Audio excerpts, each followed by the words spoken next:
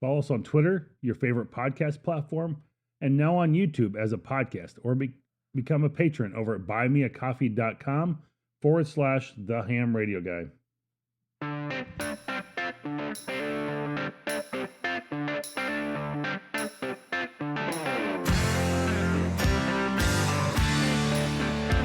Hello and welcome to the Ham Radio Guy.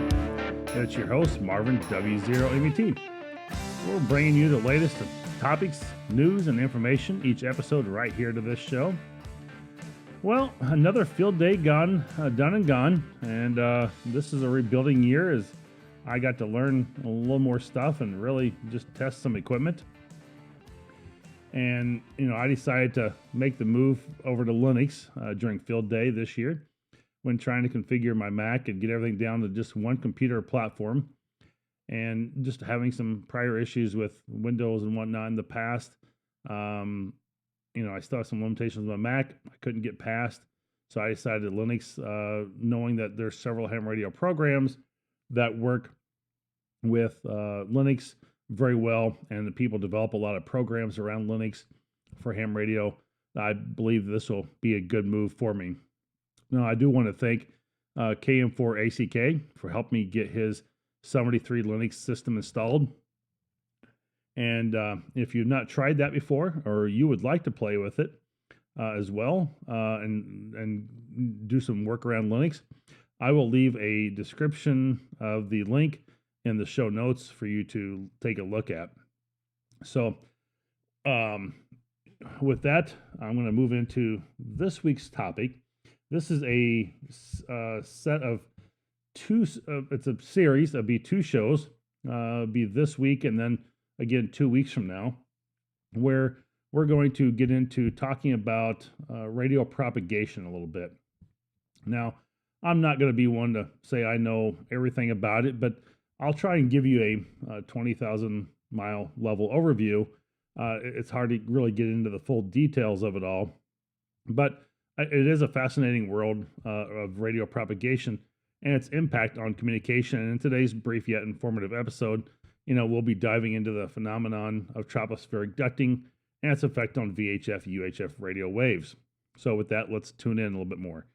Again, tropospheric ducting, and it comes off a description here I found online.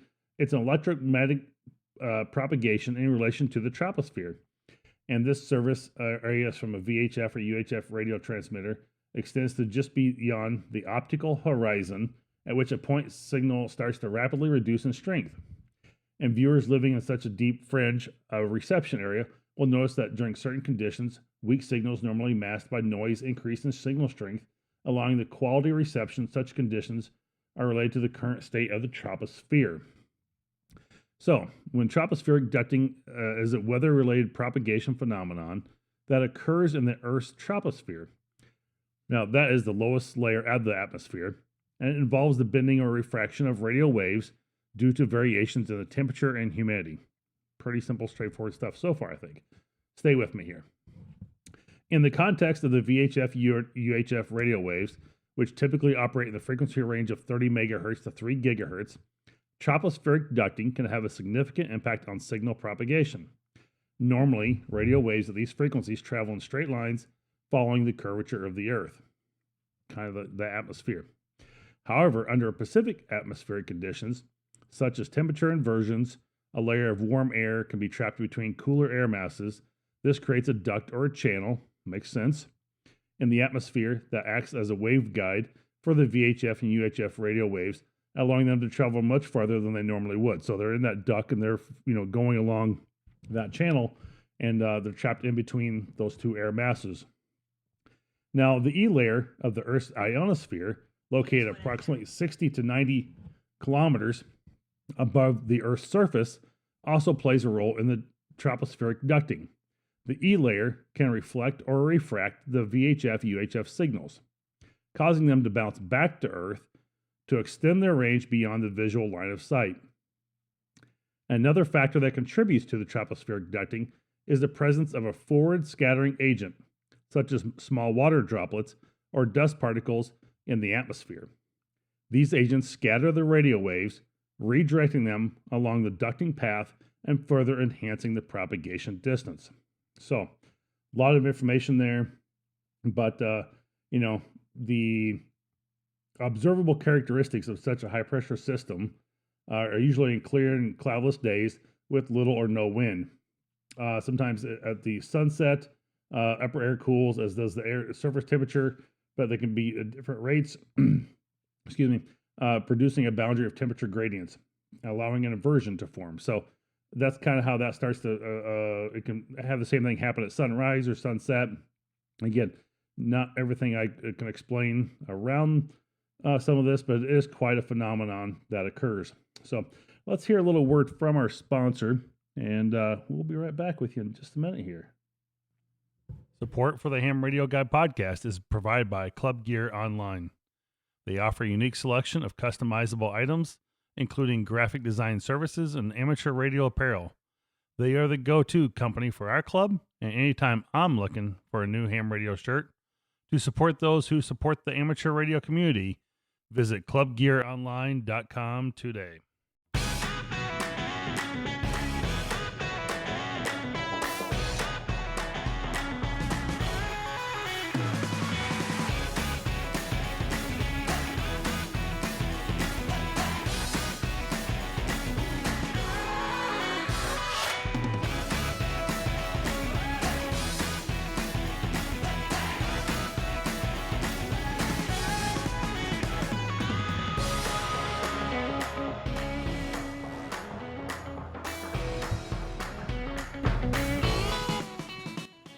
Well, welcome back to the show.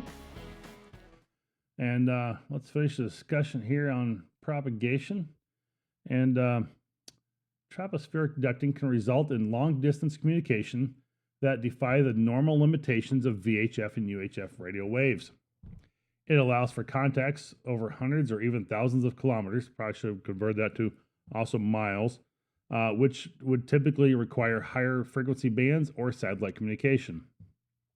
Meteorologists and radio enthusiasts often use the Hepburn Tropo Index, a metric that predicts the likelihood and strength of tropospheric ducting conditions.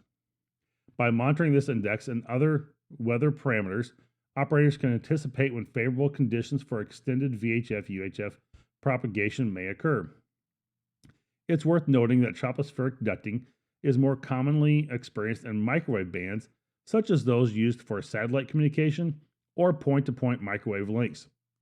The higher frequencies and narrow beam widths of microwave signals make them more susceptible to bending and ducting effects. As we conclude this brief exploration of tropospheric ducting, it's important to remember that this phenomenon is highly dependent on atmospheric conditions. It's not a constant occurrence, and when it does occur, it provides radio operators with exciting opportunities to reach far beyond the usual range of the VHF, UHF, and sometimes even HF signals. So that wraps up the information on this edition of the radio propagation for this.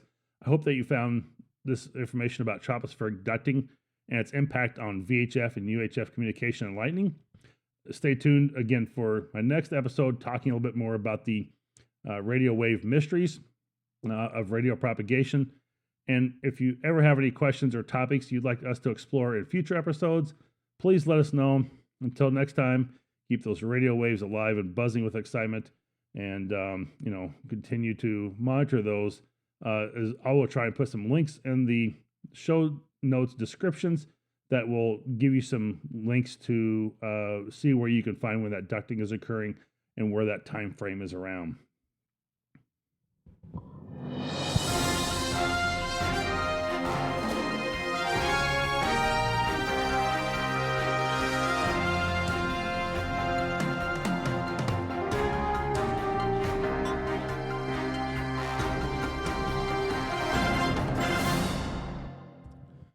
And for the latest news here on the Ham Radio Guy podcast, Wednesday morning, June 21st, 2023, the FCC had reopened the universal licensing system and supporting systems according to an email distributed to the volunteer examiner coordinators organizations. The shutdown put the brakes on amateur radio filings and other FCC applications that were facing immediate deadlines causing widespread frustration and much wider speculation as to the cause behind the shutdown. The FCC's public announcement did not address the cause. The announcement cited technical issues. It was not possible to determine specifically where those issues occurred or why they had occurred, and whether there had been a security breach or if any presumed built-in redundancies failed to operate properly. As of Thursday the 22nd, the electronic batch filing system used by VEC organizations for filing exam sessions and applications was still not available as promised. Unfortunately, this means applications for new and upgraded licenses, individual and club license filings still cannot be uploaded into the system for issuance. The ARRL VEC will comply with the FCC directive, limiting their transmissions but sending as many backlogged sessions as possible without overloading their systems. The files will be submitted to the FCC in the order in which they were received, starting with the files from Monday, June 12th. On June 10th through the 11th, 2023, the Great Tennessee Air Show once again was headlined by the U.S. Navy Blue Angels demonstration team. As I was there in person, spoke with Tom Delker, K1KY, Air Show Communications Coordinator, who said that the amateur radio operators from Middle Tennessee Emergency Amateur Radio Systems have been supporting the air show since the mid-1980s, with more than 40 members of the National Amateur Radio Club, Williamson County Aries, and the Stones River Amateur Radio Club partnered to provide operation support leading up to and throughout the air show. Operators were able to deploy multiple technologies during the event, including simplex radio operations, RF mesh networking, IP surveillance cameras, APRS tracking, and weather monitoring and measurement. The Smyrna Rutherford County Airport Director John Black and Deputy Director Salal Rai expressed their sincere appreciation for the team and all those who worked the event. This volunteer amateur support translates to operations money that can go directly towards community projects. In addition to the U.S. Navy Blue Angels demonstration team, historic aircraft, including the Spirit of Detroit DC-3 and the F-22 Raptor, highlighted the show. The next Great Tennessee Air Show is scheduled for 2025. And as we go into the 4th of July weekend here, the 13 Colony Special Event is marking its 15th year on the ham bands. This special event will be running from July 1st through July 7th. Bob Jessuit, WA3PZO, is the coordinator for WM3PEN, a special call sign activated for the Cradle of Liberty in Philadelphia. It's a relatively easy event for many people to operate. Josewis explains. It's making contact with one or more of the 13 special event stations in each of the original 13 colonies. Plus, they've added over the years 3 bonus stations, WM3PEN in Philadelphia, GB13COL in England, and recently TM13COL in France. Josuet says activity during the 13 Colony Special Event Station has been climbing rapidly in recent years, and there are special occasional pileups, so you may need a little patience and persistence to get through. Last year, they worked well over 250,000 contacts for all the stations combined. And for WM3PEN, back in 2013, had just around 3,000 contacts, and last year were just closer to 13,000 contacts. There is a special certificate offered for operators working the event, and each of the groups running stations in the original 13 colonies had special QSL cards tied to this year's theme surrounding the signers of the Declaration of Independence. Now, I've actually taken participation in this myself the last 2 years, was able to get the certificate and all 13 QSL cards. It is a very cool and special event. I will be spending my 4th of July weekend as well working this event. Further on, to finish the story, we'll be on all modes at different times using HF and satellites. There will even be some slow scan television. The best thing to do is watch the various spotting networks such as DX Summit. And there's a 13 Colonies Facebook page, which people can monitor as well. Now, Joseph says you don't have to be a contest to work the stations. He says just the operators at each station realize how much interest there is, and they will be operating long hours, even on the 4th of July holiday weekend, to make sure every station they can work gets into the log. And finally, into our last story this week of amateur radio continues to monitor Hurricane Brett. WX4 NHC is an amateur radio station located in the National Hurricane Center in Miami, Florida. The station has been totally assembled from donated equipment and is operated by an organized group of volunteer amateur radio operators since 1980. WX4 NHC has been activated whenever a hurricane is within 300 miles of landfall in the areas between Western Atlantic, the Caribbean, or the Eastern Pacific. They also provide emergency backup communications from NHC to the National Hurricane Center to the National Weather Service offices and other agencies in case of local landfall. The WX4 NHC team is composed of 30 specially trained volunteer operators that man the ham radio station in 3 to 4 hour shifts. For example, during the historic 2005 hurricane season, the station was manned sometimes with 2 to 3 operators at a time for more than 500 hours. Sometimes with back-to-back hurricanes, we operated twice from inside the eye of Hurricane Katrina and Wilma and collected hundreds of surface reports each hurricane season. Volunteer networks to collect the real-time data and the surface reports for the National Hurricane Center specialists via amateur radio using many modes such as HF, shortwave radio, VHF and UHF radio, voice over internet systems, Echolink, IRLP, APERS, and volunteer weather observer networks, citizens weather observer programs, and online reporting via email and fax. So, that will conclude our news for this week. As always, our news is sourced from the ARRL, Amateur Radio Newsline, and other sources, and I will provide links to those stories and more in our description and show notes. So, as we continue to move into our next segment, as always, is Hamfest, and these will all usually be in the Midwest area, but I've kind of explored some of these a little further out too. Some of these are sometimes more East Coast, and check out the ARRL Hamfest schedule page for a local ham near you, and that will also be in the show links notes. On July 8th, the SVARC Summer Hamfest in Minot will be hosting the ARRL North Dakota Section Convention in Minot, North Dakota.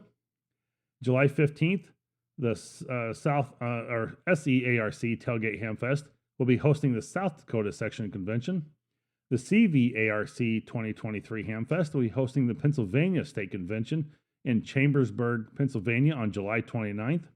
And also on that same date, the West Virginia State Convention and Hamfest will be held in Sutton, West Virginia. And finally, the probably third largest Hamfest of the year, August 19th and 20th, right here in my backyard, Huntsville Hamfest will be hosting the ARRL Alabama State Convention in Huntsville, Alabama. And again, August 19th to 20th, and hope to see you there, as I will be there as well.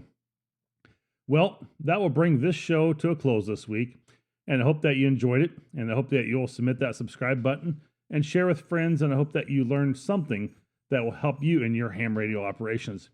If you'd like to help support the channel and become a patron, look for me on buymeacoffee.com/the ham radio guy to join today. You can also find additional information, early release of video or a podcast, and blogs over there on the website buymeacoffee.com as well. So please hit that subscribe button and follow me on Twitter, as I provide the latest information for all my podcasts immediately after publishing an episode, so you can listen to it right away. As always, this is your ham radio guy in the chair and on the air. I say 73 W0 MET.